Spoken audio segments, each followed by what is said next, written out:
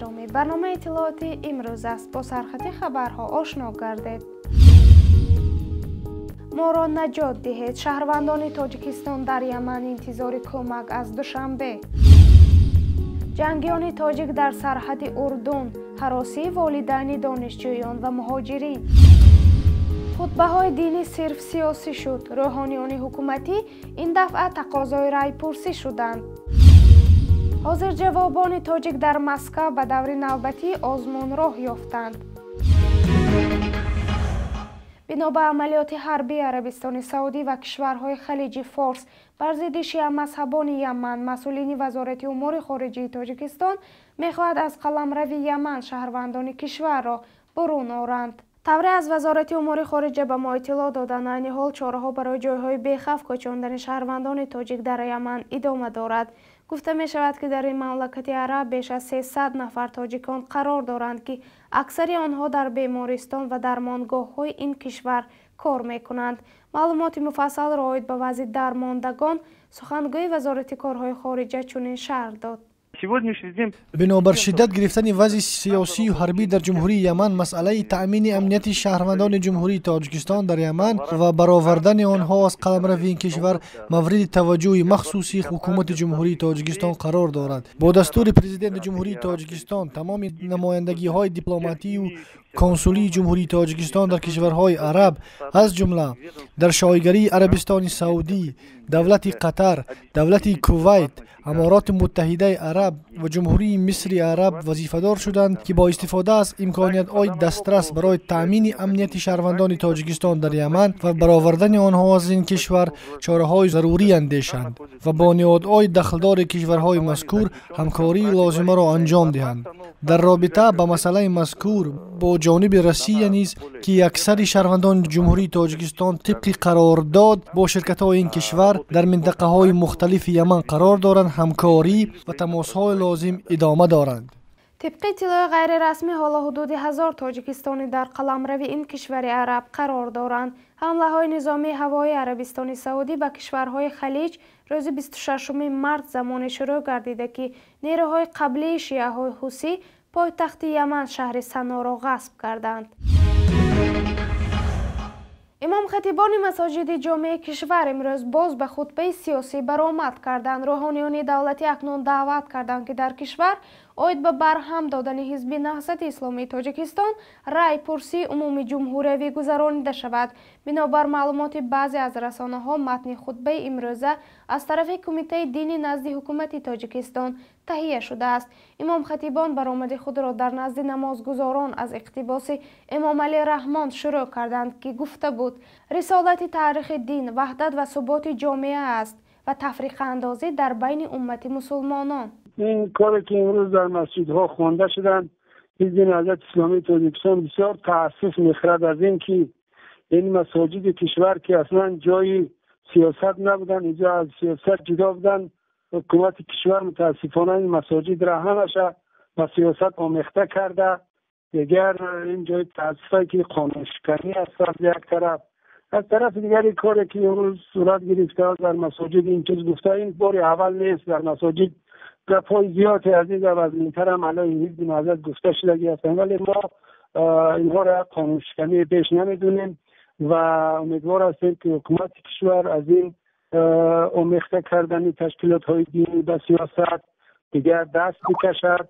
اصلا این اقدامی که امروز صورت گرفت اقدام شورای علما است. با امر تأسف این از کمیته دینی نزد حکومت کشور این مأموریت برآمدگی است و مساجد امروز تنها یک اجرا کننده همون فرمان و امر و سفارش کمیته دینی کشور می باشند.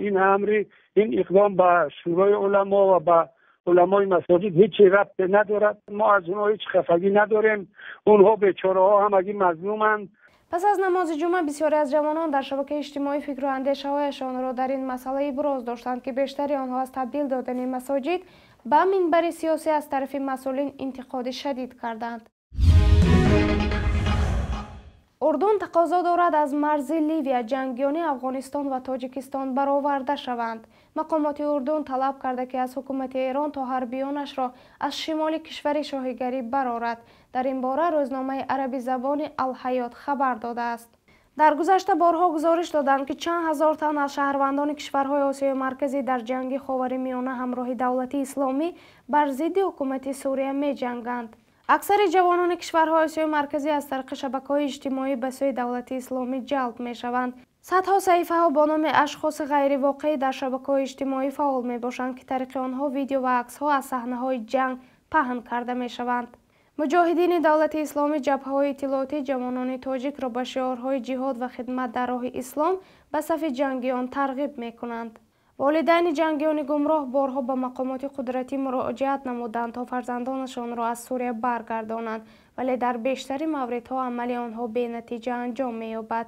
عبدالمجید نباتов سبب‌های به این راه رفتن پسر خود را چنین شرح داد.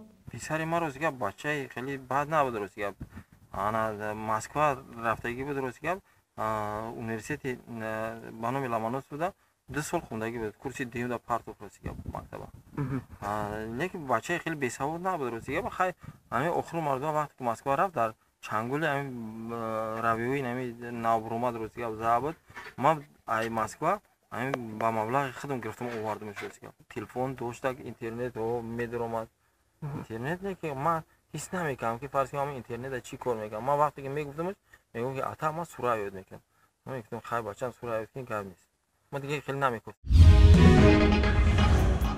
اکنون خبر منطقه و تاجیکستان را در بخش خبر در یک سطر تماشا کنید. تلویزیون خبری جهاننمای تاجیکستان برنده جایزه طلایی تاج برای صفت شده است. با مدیر این تلویزیون عبدالمجید عثمان در ژنو جایزه تقدیم گردیده است. در سال جاری در جنوب قرقیزستان مشکلی گاز نخواهد بود، زیرا با ازبکستان سازشنامه بستند که ارزش 1 متر مکعب گاز $195 است.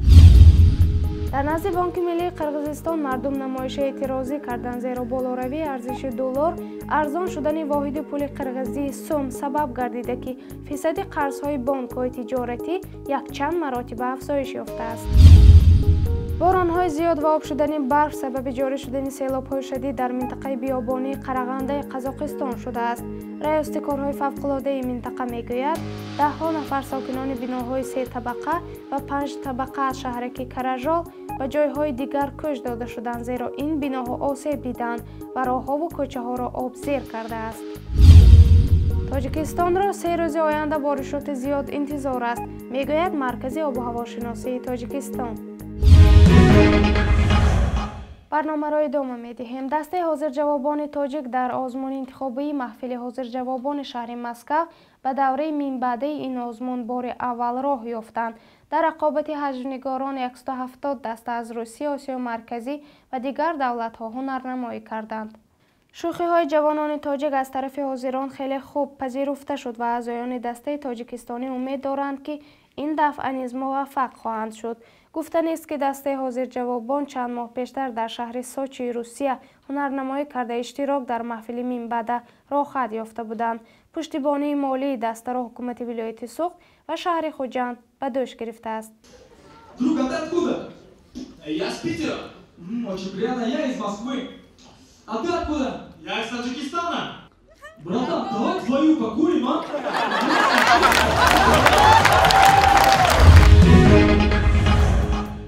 در همینجا برنامه ما به پایان رسید. خدایا و مددگارتان باد.